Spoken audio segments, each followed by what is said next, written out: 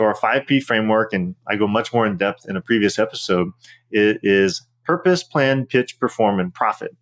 Number one in there is purpose. And that is really, really important. So why in the world do you want to be on a podcast as a guest in the first place? Like, what are you trying to achieve by being on a podcast? Only by answering that very clearly. Who's your target market? What's your message? What are you ultimately going to want the audience to do? What are some of the other strategic reasons to be on a given show that go way beyond the audience? Only by answering that clearly did the other four make sense, right? Like finding the right shows, which is step two, what we call plan, only makes sense if you have a very clear purpose and strategy. You're being very intentional about which shows you select.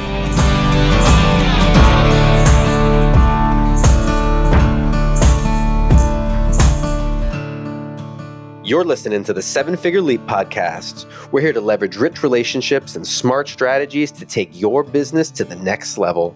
Here's your host, Dustin Riekman. Welcome back to the 7-Figure Leap. Today, I would love to answer one of our top FAQs. One of the things I get asked probably at least on a weekly basis, and that is, should I use a podcast booking agency to get more guest appearances? So if you're not familiar with the podcast booking agency, there are lots of wonderful people out there who you can pay money to, and they are basically public relations companies, sometimes specializing in podcast guesting.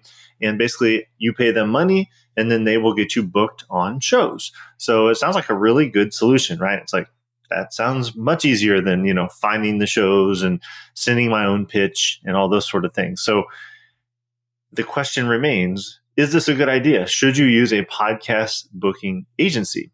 And my answer to that is probably not, with some key exceptions. So I'm never like an absolutist, right? Like there are always some things that are good, even though most of the time maybe it's not a great idea. So I want to unpack this and give it its just due diligence here for you to be able to make a good decision for yourself. So let me start with when it might actually be a great idea to use a podcast booking agency. So if you're in a situation, let's say you're publishing a book and the publisher says, we need you to appear on 20 podcasts, and it's in your contract and you need to check the box 20 times and do these appearances. And that's the extent of your interest in doing the podcast guesting activity. You should probably use an agency. You should probably just go pay someone to put you on some shows so you can check your box, right? There are other scenarios. Say you're a university president and you have a bio, right? You have a one-pager and you want to put some logos on it that says as seen on. And so you really actually don't have any KPIs. You're not trying to generate leads. There's no like business case to be made here. You simply want to be on the shows for the sake of being on the shows. You should probably use a podcast booking agency, okay? However, if you're listening to this podcast, there's a very good chance that what you're actually trying to do is not be on podcasts just to be on podcast. You actually want to generate leads, generate sales, and add profit to your business. If that is you, I would highly recommend scrutinizing this idea and probably not using a podcast booking agency. And so I want to walk through 3 very specific strategic reasons why this is my opinion and something that I stand by and have kind of stood behind for a long time. And it's based on my own experience and in my experience of working with over 150 other entrepreneurs in this space of podcast guesting. So let's take them in order. Number 1, 2, and 3. Number 1 is being strategic. Number 2 is being repeatable. And number 3 is building a business asset. So number 1, you need to be strategic in your marketing activities. Okay, so here's a typical scenario for how a podcast booking agency might work. They will charge you a fee that will vary, depending on their promises and the frequency of the shows you're going to be on, the quality of the agency, those sort of things. But in general, you could probably think of $1,000 to maybe $5,000 a month that you're going to pay this agency. And they're going to effectively send you booking links to say, hey, we got you on these 4 shows this month. Here is the link to go schedule and do your appearance, right? So that sounds amazing. Here are some of the problems with this approach. And I'm talking about number 1 here is strategy. There's typically actually in my in my experience, there's never any actual strategy behind which shows are selected. So you may say, look, I want to be on health shows, I want to be on business shows, right? You're probably going to direct some sort of category in which they will pursue opportunities for you, right? And then they're going to go out and pitch you sort of like a public relations agency would, to try to get people to say yes. Here's the problem with that. You are not actually choosing the shows based on any sort of business strategy, any type of lead that you want to get, any KPI or key performance indicator. Like, you have no way of measuring whether you're winning by doing this. And so when I think of strategy, I think a great lens to look through is our 5P framework.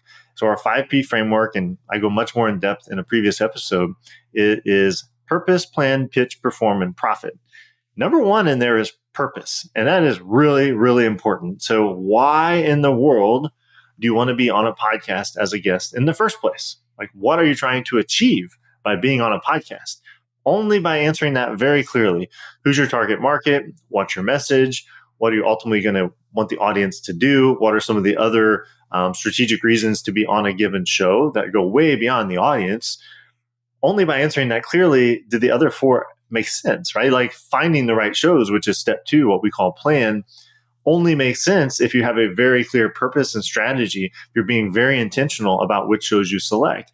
And so with a podcast booking agency, that's not really part of their scope, right? Like, they're not going to work with you, understand the transformation you provide your clients, really dial in your messaging, right?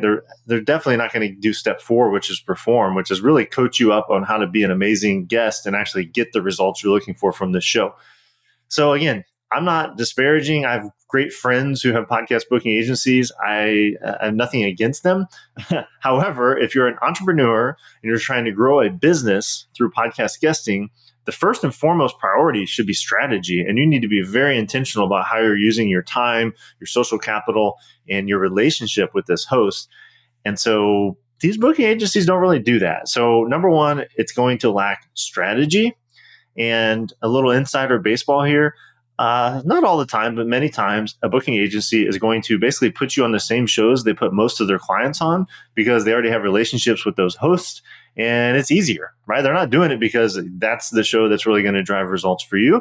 And, there may be a bit of back channeling where it's like, hey, if you let these three guests on, they're clients of ours, maybe you get a little kickback, right? Maybe there's some affiliate relationship there. Nothing wrong with that on the surface, but it's not serving your needs and your strategic vision for how you're trying to grow your business. So that's number one. It's probably the biggest one. And that is, if you use an agency, you sort of outsource this effort, you outsource this thought, you're just not going to get results. That's the real bottom line, because the shows that you're being pitched to be on and the ones that you actually appear on are not being selected strategically. They have nothing to do with you, your sales funnel, your message, and your call to action. So that's a huge, huge gap. Number two, to move on from that, is repeatability. Okay, so let's say that for argument's sake, these agencies actually put you on amazing shows. And these shows are right up your alley, and you have a great relationship capital that you build, and and it would generate leads.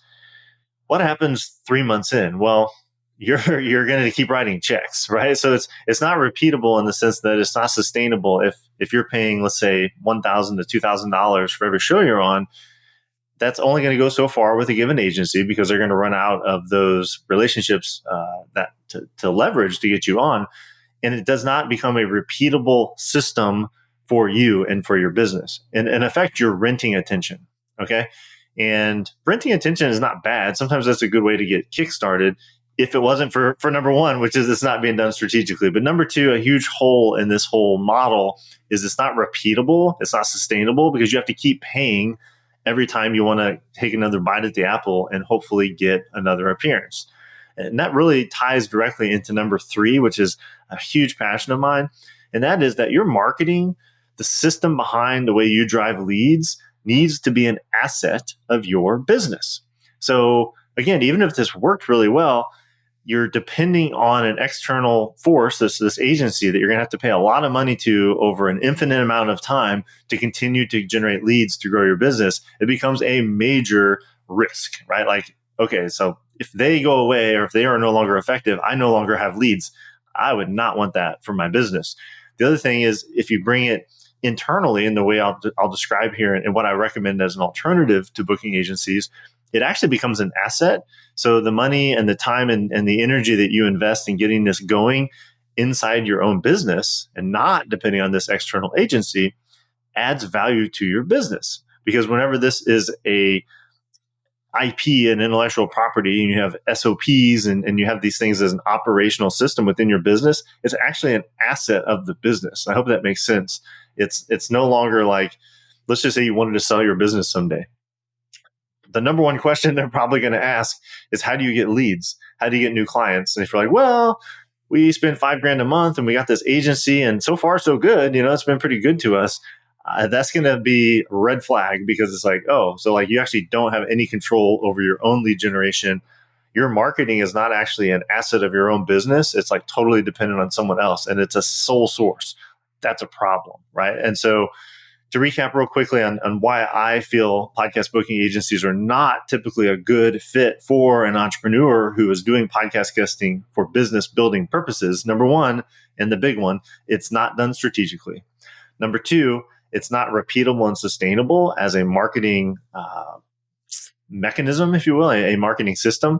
And number three, it's not an asset of your business. You're renting attention, and that attention is at the whims of an external force that you don't control.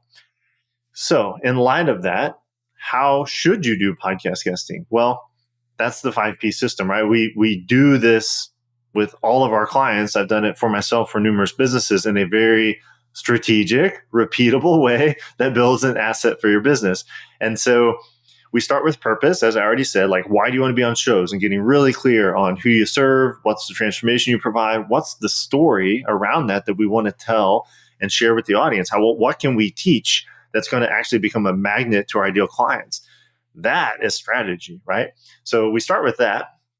And then the repeatability comes into, that's steps 2 and 3 in our 5P framework. Step 2 is plan, and step 3 is pitch. So finding the right shows and writing, messages to compel those hosts to let you on. That's step 2 and 3. And that's an ongoing process. Okay. And I want to talk about how we do that scalably. Step 4 is perform. Again, this is the huge missing link when you work with an agency. They're not coaching you on how to actually be interviewed well. Right? How do you introduce yourself? What stories do you tell? What do you teach? What's the call to action at the end of the interview? And then step 5 in our framework, which is profit, is completely missing from the equation of an agency. And that is, how do I actually make money from each of these appearances? Like, how do I monetize this amazing attention I've gotten by being on a podcast? That is, when we work with someone for 90 days in our accelerator program, that's 60 days of it, right? Like, that's almost all of it. That's 2/3 of the time. It's not just about getting on shows. It's about getting on the right shows with the right message, and then using that to actually grow your business and actually drive profit, right? That's actually why we do this. It's not just getting on shows for the sake of getting on shows. So that's our 5 Ps. Steps 1, which is purpose, and step 5, which is profit, are completely they're not part of the equation for the booking agency. The booking agency, and also step 4, which is perform. How do you do well as a guest? The booking agency is focused on steps 2 and 3. They're focused on finding shows and pitching you to get you on the shows. Again, that's great. The problem is it's missing steps 1, 4, and 5. The other problem is you're renting that attention, and it's not an asset of your business. Again, this is that repeatable asset side of this. So you may be thinking, okay, if I'm not using an agency to find these shows and book me on them, how in the world does this become scalable, right? Like, how am I going to be on more than like 2 shows? Because I don't have the time, money, or energy to sit here and become an expert and devote all of my own attention into finding shows and pitching them. Well, we have a solution for that. The way that we work with entrepreneurs is only the first time through do you take ownership of this part of the process, right? Because you're going to set the purpose. We're going to work with you to find the perfect shows that are going to drive the results you're looking for. And we're actually going to co-create a master pitch. Okay, so that's really important, because this is all custom to you, your message and your story and your business, right? Again, an agency is just going to template out what they do for all their clients, and you're going to sound like every crappy DM that you get and every cold pitch you get, because that's the business. They just send a lot of cold pitches. So it actually damages your reputation. That's a whole nother topic. But how do we address steps 2 and 3, which are the repeating cycle that create the marketing flywheel? How do we plan and pitch and find the next show and get on it? We do that, and we recommend you do that with a virtual assistant. So in our program, we go through those first 4 Ps in about 30 to 40 days. And that's with the entrepreneur. So that, again, you have ownership of this. It's you. It's reflective of your brand, your vision, your words. It's you, and it's personal, and it's not cold and icky. And you are going to send out those first couple of pitches using that co-creation that we have. And then about day 35 in this process, we say, now you want to do this repeatedly, and you want to shift your role from the creator of this into the person who shows up and does the interviews. So this is going to start sounding like what the booking agency is going to prescribe to you. The difference is we're doing all this other work before we get to that point, and the way that we're actually executing this, it becomes an asset of your business, and it's repeatable. That's where the virtual assistant comes in. So when you're working with us in the accelerator program, we actually will take a virtual assistant from your team that you have, I won't say own, but who is an employee or a contractor on your team. And we will take them over here to our world, and we will train them on how to do this the right way using your custom assets. And we'll say, this is how you're going to get your boss, your expert from this company to find the right shows for them and pitch them in a really cool, warm way. And so we train the virtual assistant to do that. So after the first 30 days or so here, they do take ownership of that. We provide the SOPs, the standing operating procedures, and we provide the intellectual property that we've co-created, and it literally becomes an asset of your business, right? And so the virtual assistant then is on their pay scale and on their level of effort, they're doing this on repeat. And it is multitudes less expensive than an agency. So that's good. It is extremely repeatable because they can do this way more quickly than an agency is going to do on your behalf, because they're a contractor on your team and they're only doing this for you on a repeated basis. And they have very clear focus on who they're trying to target, and they have the master pitch to work with. So they can do this very quickly, in other words, and very efficiently. It doesn't cost very much at all to have them do this. And then going back to that asset, this is now a business asset, right? Like, even if that virtual assistant leaves, you still have the SOPs, the intellectual property, and you can just plug another virtual assistant in. You can plug them right back into our training. You have lifetime access to that. And so you always have a virtual assistant on your team running this process for you in a few hours a week. And it is, $50 instead of $5,000. Like, it's multitudes less expensive. And it's more effective because you're actually doing it in a strategic way, an intentional way. It's repeatable, and it's an asset of your business. So that's how we address all of these shortcomings that often come with podcast booking agencies. So the final thing that may come up with you, and I say, hey, virtual assistant, you're like, okay, like that sounds cool, except I don't have one, or I have one and they're tapped out. Well, we help people in our programs find the right virtual assistant. We have alumni of our programs who have virtual assistant companies, and we help do placement. We're not an employment agency. We're also not a booking agency for the reasons I've already cited, but what we are is an empower of entrepreneurs. And so I hope that's helpful. This is kind of an in-depth response to a question I get all the time, which is like, why don't I just use a booking agency to get me on the podcast? Why would I need to learn this? Why would I need to co-create this pitch? Why don't I just outsource this? And that is why. It's not strategic when you do it that way. It's not repeatable, and it does not become an asset of your business. Again, all the way back to the beginning, if you want to be on 10 or 20 podcasts because for some reason you want to say you've been on 10 or 20 podcasts, you're not actually trying to drive profit from it. You're not generating leads from it. You don't actually care about any of the real benefits of podcast guesting. You literally want to check boxes. You should 1,000% use a podcast booking agency because they're really good at that. They can get you the numbers. You're going to pay a premium for it, but there's no need for you to be strategic, get your messaging dialed in, or do all the other things that make this super effective and that allow us to help entrepreneurs add 6 figures of revenue right away by telling the right story on the right podcast in the way that we love to serve and teach people to do that. So Let me know if you have questions about this. This is sort of a hot button topic. I know I have friends who are booking agencies who may fire back at me on this, but I think it's a pretty bulletproof argument. I haven't yet to find someone who has made me change my mind about this. If you're an entrepreneur and you're trying to build a business, I think podcast guesting is an amazing marketing channel. It's an amazing marketing system when it's created the right way. It is not, in my opinion, in my very experienced opinion, it is not something you really want to throw out to a booking agency and trust that they're going to be able to reap the benefits that you should be able to get from your efforts of being interviewed with the right story on the right shows. So this is Dustin. I can't wait to see you on the next episode. I might do another FAQ episode coming up here because I think these are really juicy topics and it's something I get asked so frequently. It's great to be able to say, hey, go check out this episode. You can take a deep dive and really understand how to make great decisions for you that are strategic for your business.